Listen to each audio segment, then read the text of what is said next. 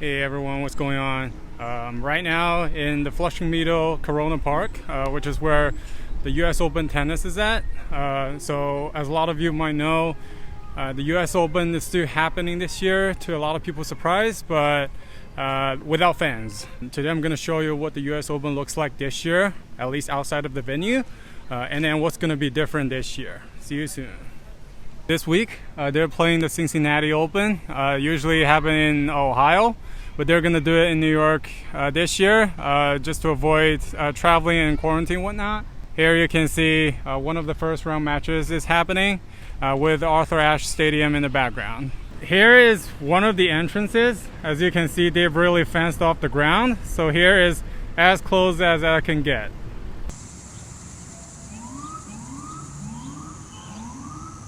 So what kind of special COVID measures are in place to make the tournament still happen?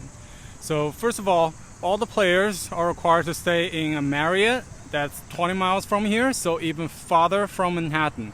So the US Open CEO was joking, they're really trying to make this year's US Open a Manhattan project, which means they won't let the players to go to Manhattan, but they will bring the Manhattan to the players. How about that? And all the players are tested upon arrival. I think 2 consecutive tests within the first 48 hours upon arrival, and they're tested less frequently throughout the week. So they're really mimicking what NBA is doing in Orlando, like the Disney Resort, to create like a bubble kind of environment. The other special measure about this US Open is the players' entourage is really limited.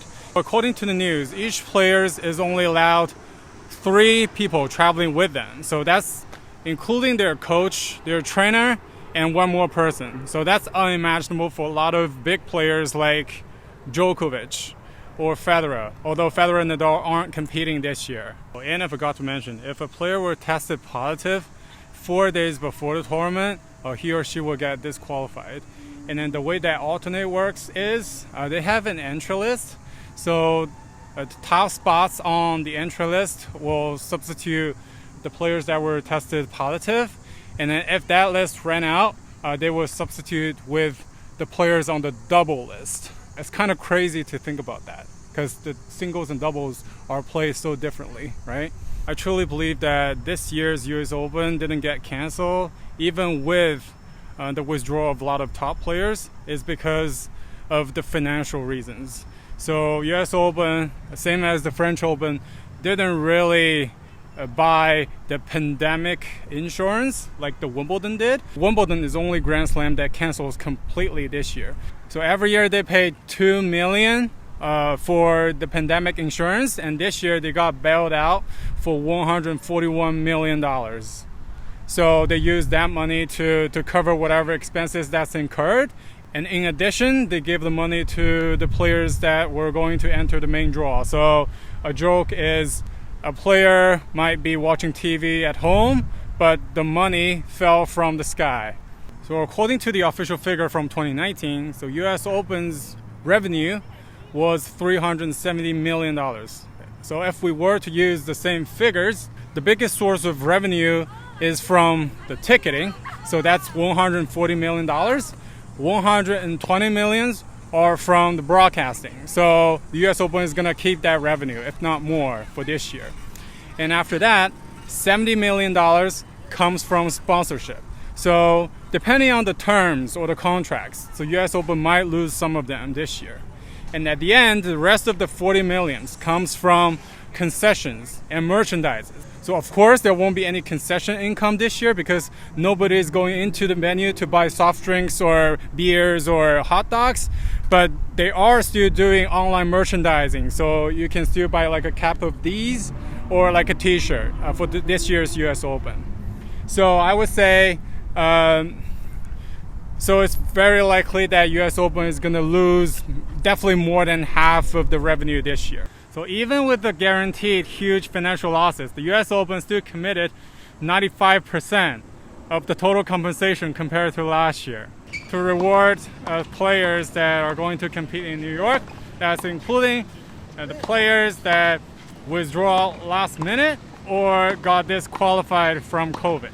So now we know we'll have to watch US Open on TV this year. But what's really going to be different for players or for the tournament? So first of all, there will be no fan. And if you're thinking about the dynamics in the matches, with or without fan can really make a difference. So for example, there won't need to be any intros when players enter the court. So an intro usually sounds like this. Please welcome back to Madison Square Garden, Roger Federer. And because there will be no fan, the matches are going to be a lot more efficient. So if you've watched US Open on TV or have been to US Open personally, you'll know how loud the fans can be in the Arthur Ashe Stadium, to the extent where the matches will be stopped numerous times in order for the fans to get quiet. Another interesting thing without fan. So after a player wins a match, without fan, he or she doesn't even need to celebrate as intensively as they used to, right? And there won't be surprises in Manhattan. So we know a lot of players, they usually stay in those 5-star hotels in Manhattan, like in Midtown Manhattan to be more specific.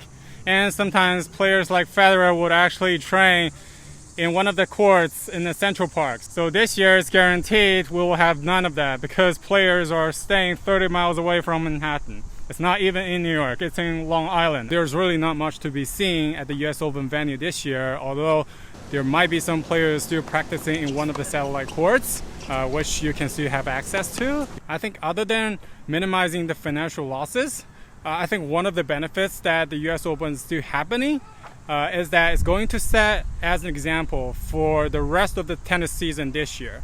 Because we know French Open is still happening 2 weeks after the US Open, so end of September.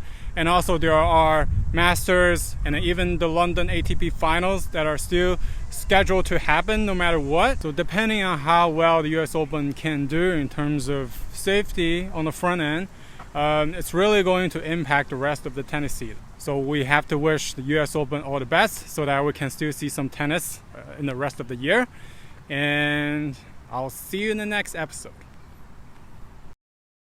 Although we're gonna watch at home, you can still make a signature honeydews cocktail like this. This glass, I saved it from the previous US Open. You garnish it with a homemade honeydew skewer. And there you have it. Cheers. Tastes similar. If you like this video, give me a like and subscribe.